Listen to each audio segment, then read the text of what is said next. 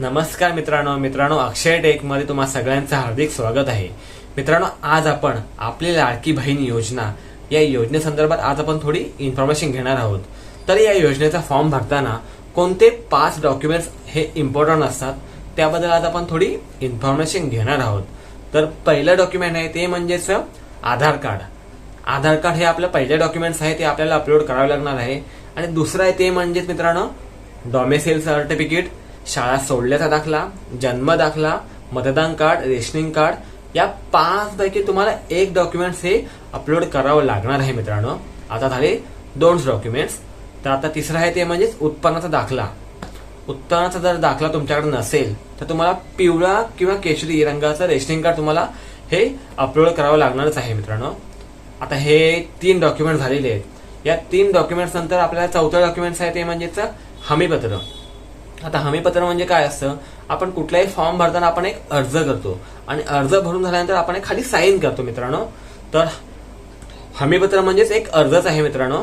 तो तुम्हाला देखील तुम्हाला साईन करून तो तुम्हाला अपलोड करायचा आहे मित्रांनो।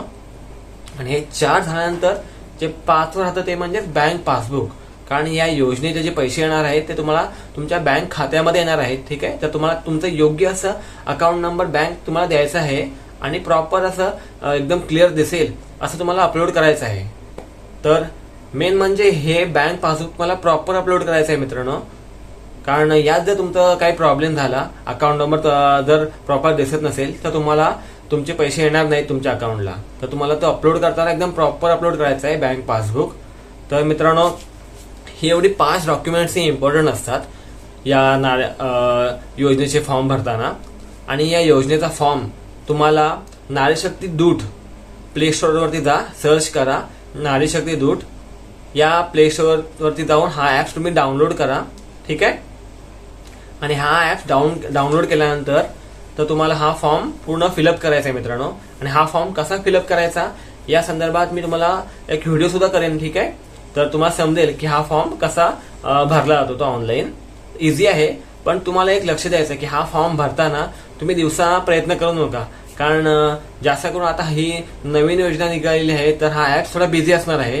तर तुम्ही जेवढं शक्य होईल तेवढा हा फॉर्म रात्री भरा, कारण रात्रीच्या वेळी हा फॉर्म थोडा फ्री असेल, जास्त काही हँग होणार नाही। कारण मी सकाळी ओपन केलेला हा ऍप्स आणि ऍप्स मध्ये खूप हा फॉर्म स्लो चालू होता। कारण स्टेप आपण जी नेक्स्ट करतो ते नेक्स्ट होत नव्हती।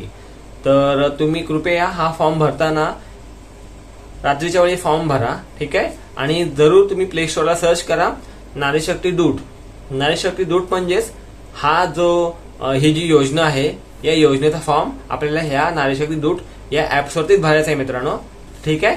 तर आता आपण भेटू नेक्स्ट व्हिडिओमध्ये।